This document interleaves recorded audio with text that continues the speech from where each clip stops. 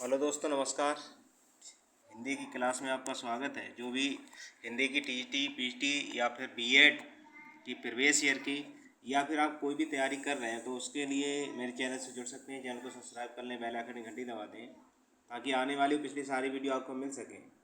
रोज़ाना हमारी वीडियो पढ़ती है और हर दिन आपके लिए नई सब्जेक्ट के साथ, नए विषय के साथ आपके लिए हिंदी मिलती है। तो आज हमने जो विषय रखा है वो है आपका समास। ठीक है, समाज से संबंधित जो भी क्वेश्चन आपके बनते हैं आने वाली परीक्षाओं में वो मैंने इसमें रखे हैं।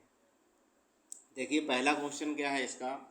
दो अथवा दो से अधिक शब्दों से मिलकर बने हुए नए सार्थक शब्द को कहते हैं। ए है संधि, बी है समास, सी है अव्यय और डी है आपका छंद। तो ये कहा जाता है इसे समास। ठीक है, और वर्णों के मेल को हम संधि कहते हैं। वर्णों के मेल को संधि कहते हैं और दो या दो से अधिक शब्दों से मिलकर बने सार्थक शब्द या शब्दों के मेल को हम क्या कहते हैं, संधि कहते हैं, वो समास कहते हैं। अगला जो क्वेश्चन आपका है वो है समास का शाब्दिक अर्थ होता है। शाब्दिक अर्थ क्या होता है? संक्षेप, विस्तार, विग्रह या विच्छेद।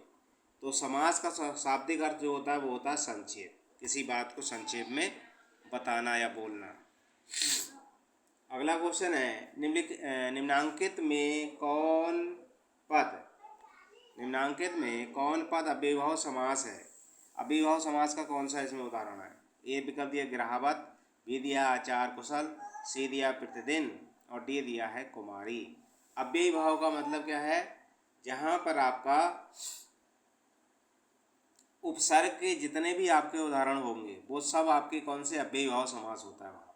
जैसे प्रतिदिन, यानी जहाँ पर अव्यय, प्रति जो है वो अव्यय है, प्रति जो शब्द होता है वो अव्यय होता है और यहाँ पर क्या है, अव्ययभाव समास होता है। या फिर दूसरी चीज़ याद रख लीजिए कि जो उपसर्ग, जहाँ पर आपका उपसर्ग लगा हो तो वहाँ समझ लेना आपका अगर समास पूछा जाएगा तो आपका अव्ययभाव समास होता है। ठीक है, अगला क्वेश्चन है जिस समास में उत्तर पद प्रधान होने के साथ ही पूर्व पद तथा उत्तर पद में विशेषण और विशेष का संबंध होता है उसमें कौन सा समास होता है? ये परिभाषा है आपके समास की। ए विकल्प दिया बहुब्री और बी दिया कर्मधारय, सी दिया तत्पुरुष, डी दिया है आपका द्वंद्व।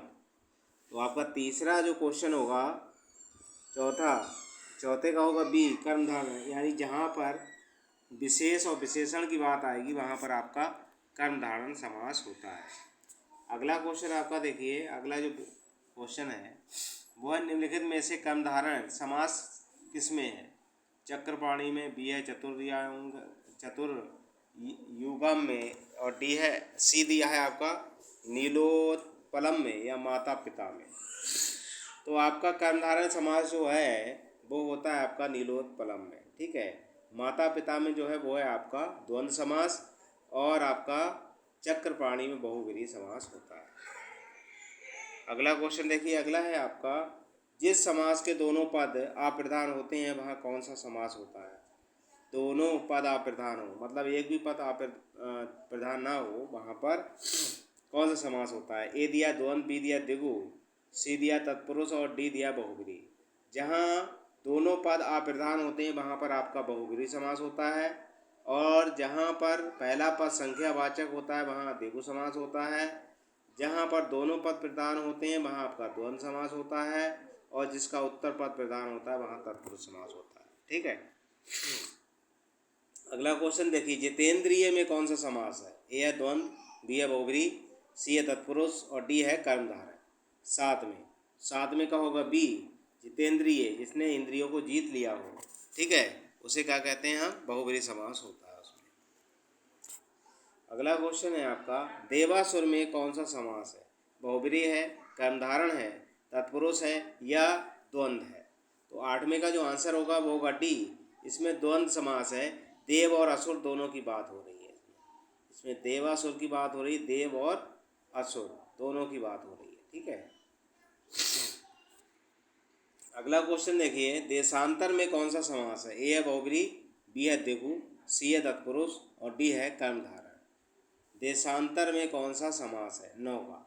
तो 9 का आंसर होगा आपका सी, तत्पुरुष समास है। देशांतर में कौन सा है? तत्पुरुष समास है आपका। अगला क्वेश्चन है दीनानाथ में कौन सा समास है? ए कर्मधारय, बी है बहुब्री, सी है दिगु और डी है द्वंद्व। दीनानाथ में कौन सा समास है? तो 10वें का आंसर होगा ए कर्मधारय समास है। ठीक है। अगला क्वेश्चन है आपका मुख दर्शन में कौन सा समास है? दिगु है, तत्पुरुष है, द्वंद्व है या बहुब्री है? ठीक है। तो 11 का जो आंसर होगा वो होगा आपका बी। मुख दर्शन में जो होता है वो होता है आपका तत्पुरुष समास।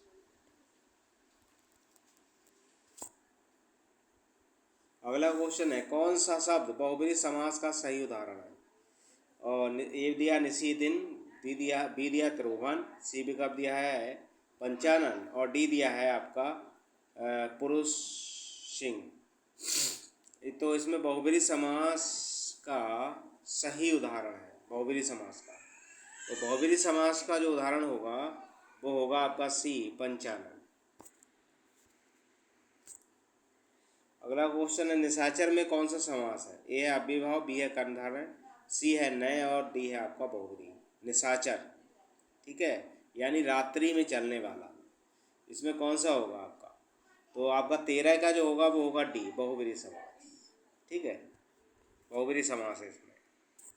चौराहा, 4 राहों का समूह यानी चौराहा में कौन सा समास होता है? ए है बहुब्री, बी दिया तत्पुरुष, सी दिया अव्ययीभाव, डी दिया है आपका दिगु। 14 का आंसर होगा डी, यानी यहाँ पर संख्या की बात आ रही है तो यहाँ पर दिगु समास है।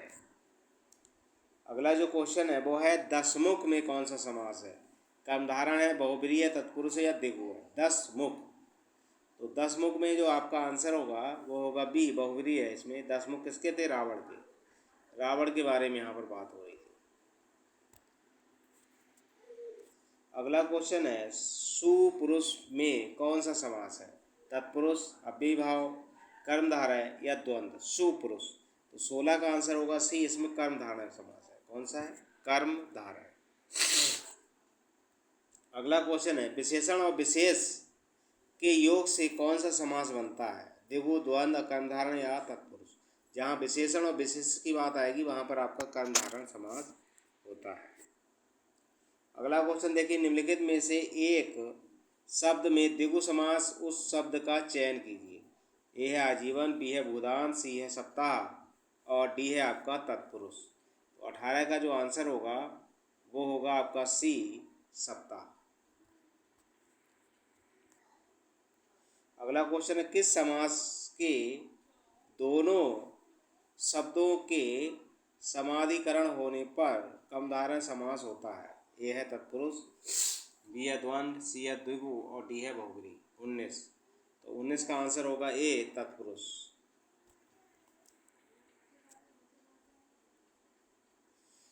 किसमें सही सामासिक पद है? ए है पुरुष धन्वी और बी है आपका दिवारात्रि, सी है त्रिलोकी और डी है मंत्री पद। इनमें सही सामासिक पद है, सही कौन सा होगा इसमें? तो 20 का जो आंसर होगा वो होगा बी दिवारात्रि।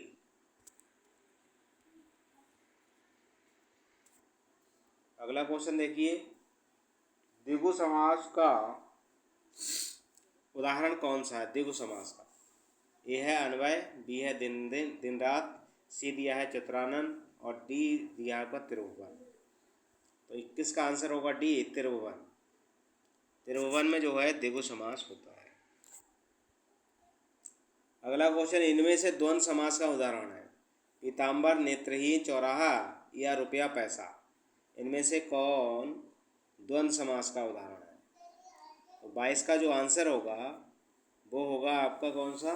डी वाला। रुपया और पैसा जो है वो द्वंद्व समास का उदाहरण है। अगला क्वेश्चन देखिए अव्ययीभाव समास का एक उदाहरण यथाशक्ति का सही विक्रय क्या होगा? ए दिया है जैसी शक्ति, बी दिया है जिसकी जितनी शक्ति, सी दिया है शक्ति के अनुसार और डी दिया है यथा जो शक्ति। अव्ययीभाव समास का एक उदाहरण यथाशक्ति का सही विग्रह है। तो 23 का होगा सी, शक्ति के अनुसार होगा इसका सही विग्रह। अगला क्वेश्चन है पाप और पुण्य में कौन सा समास है? ए है कर्मधारय, बी है द्वंद्व, सी है तत्पुरुष और डी है बहुब्री। 24 का जो आंसर होगा वो होगा बी द्वंद्व समास। अगला क्वेश्चन 25, लंबोदर में कौन सा समास है? ए है द्वंद्व, बी है द्विगु, सी है तत्पुरुष और डी है आपका बहुब्री। लंबोदर, तो इसमें आपका बहुब्री समास है। ये गणेश के बारे में बात हो रही है। अगला क्वेश्चन देखिए, देश प्रेम में कौन सा समास है? अव्ययीभाव, तत्पुरुष, द्विगु या बहुब्री। देश प्रेम, तो 26 का जो आंसर होगा वो होगा बी, तत्पुरुष समास है इसमें देश प्रेम में। अगला क्वेश्चन 27वां देखिए, परमेश्वर में कौन सा समास है? द्विगु है, कर्मधारण है, तत्पुरुष है या अव्ययीभाव है? परमेश्वर, तो परमेश्वर में जो समास होगा वो होगा आपका कर्मधारण समास। आपका देखिए 29 में, गौशाला में कौन सा समास है? ए दिया तत्पुरुष, बी दिया द्वंद्व, सी दिया है कर्मधारय और डी दिया है द्विगु। गौशाला में, तो गौशाला में जो आपका होगा 29 का आंसर वो होगा पहला, यानी गौशाला में आपका तत्पुरुष समास है। अगला क्वेश्चन है, नवग्रह में कौन सा समास है? ए है द्विगु, बी है तत्पुरुष, सी है आपका द्वंद्व और डी दिया है आपका कर्मधारय। 30 का जो आंसर होगा वो आपका होगा ए, द्विगु समास।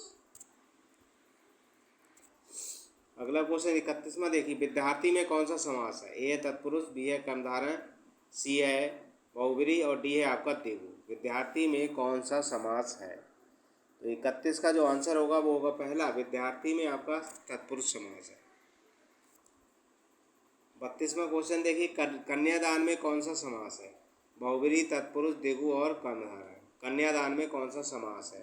तो 32 का होगा बी, तत्पुरुष। कन्यादान में जो समास है वो है आपका। अगला क्वेश्चन देखिए, शाक पात में कौन सा समास है? अव्ययीभाव, द्विगु, कर्मधारय या द्वंद्व। शाक और पात, 33 का जो आंसर होगा वो होगा डी, इसमें द्वंद्व समास है।